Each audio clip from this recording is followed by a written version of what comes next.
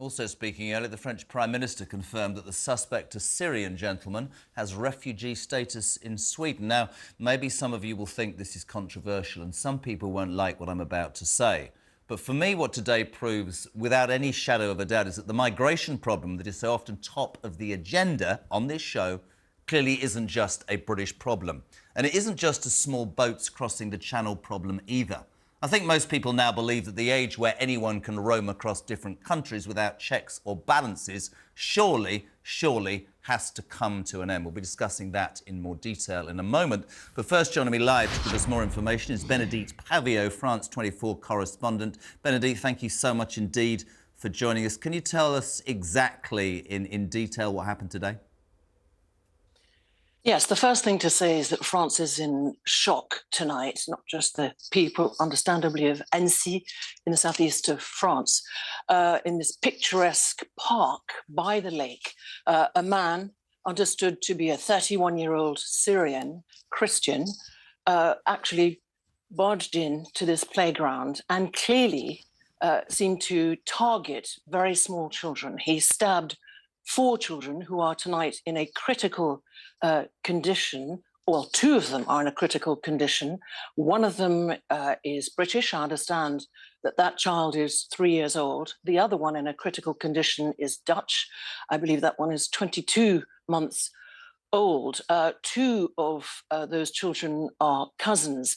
He attacked them with a knife that has been found and retrieved by French police that acted quite swiftly, only shot him in the legs.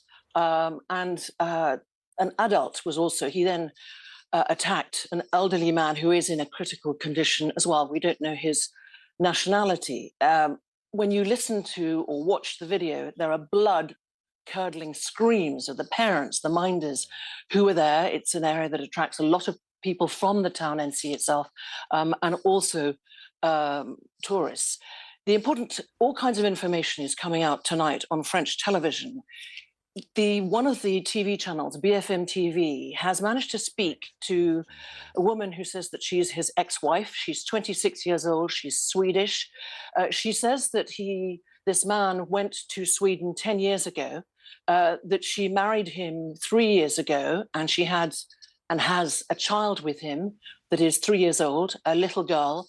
She said that he was originally from Annecy in northeast Syria, a town that it seems was attacked and invaded by Daesh, so-called ISIS, and that persecuted Christians. I leave that to one side.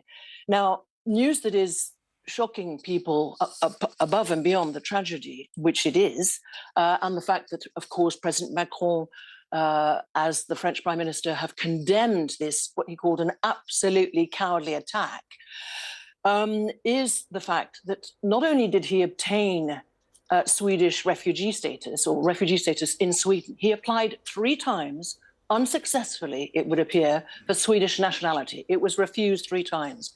He then went on to apply for refugee status in Switzerland, where I think, but that needs to be checked, that it was granted. He then also applied for refugee status in Italy. It would appear that it was granted. Bénédicte, the country that refused him refugee status, Jeremy, to be clear, tonight, is France. And he had just received, on the 4th of June, notice that his refugee status had been refused. He has been in France, Jeremy, I understand, since last October.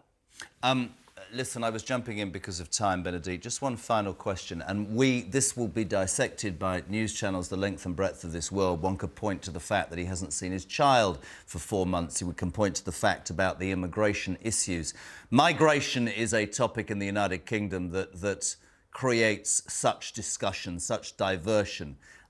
This will only, in France and across Europe, inflame tensions. But I think people have to be aware that we need to get facts. But when you think that somebody can do something so horrific and there are questions to be answered in terms of migration, the whole thing gets worse and worse. Bénédicte, thank you very, very much indeed. I guess for us, the question should be, how worried are we about the asylum aspect of what can only be described as a horrific attack? Here to talk about this in more detail is the chair of the Migration Watch, Alp Mehmet. Alp, thank you very much indeed. people's opinions in this country about open borders, I mean, I could try and take this show out every night away from immigration, migration, the boats, everything. It doesn't make any difference because it is still the #1 thing that people want to talk about, they want to know. Today will inflame tensions, yes or no? It will do more than that. I think it will worry people sick.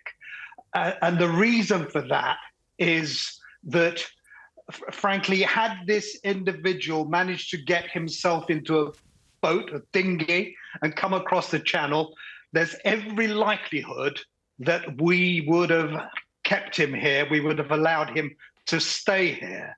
And that, to me, is absolutely insane. The fact that someone, frankly, if he had thrown his documents away, if he had destroyed any documents that he had that established who he was, we would have taken him in and let him free to roam about for so long as it took to establish whether or not we would give him permission to stay.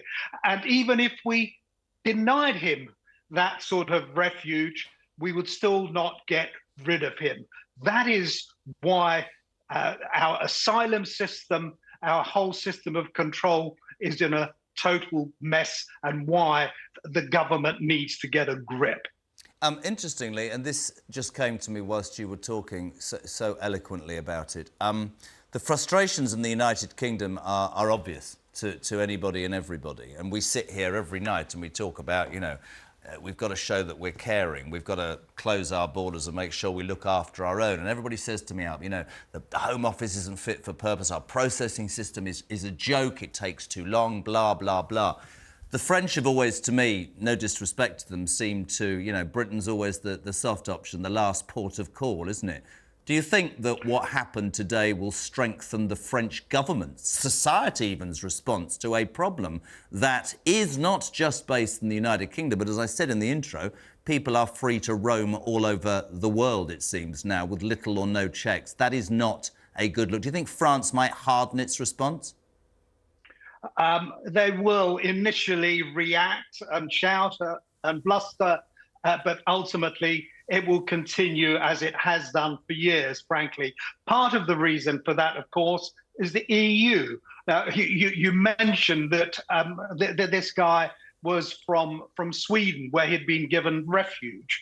He had also obtained permission to stay in Switzerland, being given refugee status there, which is part of the Schengen arrangement, whereby if you enter one bit of Schengen, you can roam about pretty much freely, although even there, and even those members of the Schengen arrangement are beginning to think twice about it now and have some checks. But what we need is to restore border checks at every point, not just coming into this country, but frankly, into France, into Germany, into Greece, wherever else they're entering Europe, they should be checked thoroughly before they're given permission to stay.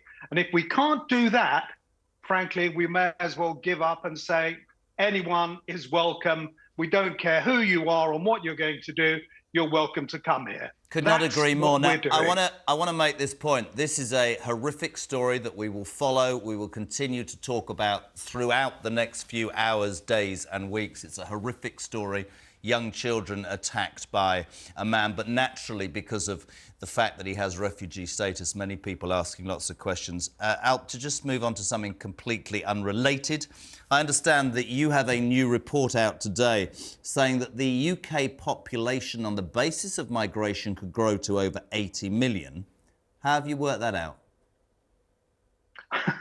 Well, quite easily, actually, when you've got experts on hand, as I have, Professor David Emeritus, Professor of Demography at Oxford University, who's been with Migration Watch for 20 years. In fact, he was one of the co-founders of Migration Watch. He has looked carefully and he has really given what is likely to be the lesser of the sort of numbers that we could get. if you look at the numbers coming in, 600,000, if it were to continue at that sort of rate over 25 years, by 2046, our population would grow at the lower estimate by something like nearly 16 million people. That is, I could go into all sorts of detail, but I'm not sure that your viewers actually would want us to go let into me the jump in and say mathematical that detail. what you're saying is the equivalent of 15 cities the size of Birmingham. It would ensure that we would need 6.5 million more homes. It's an extraordinary statistic. Met, for now... It is. For now, I really appreciate your time. I wanted to bring that in. I know it's unrelated, but I think it's also a very, very important thing, and it's a discussion that will continue.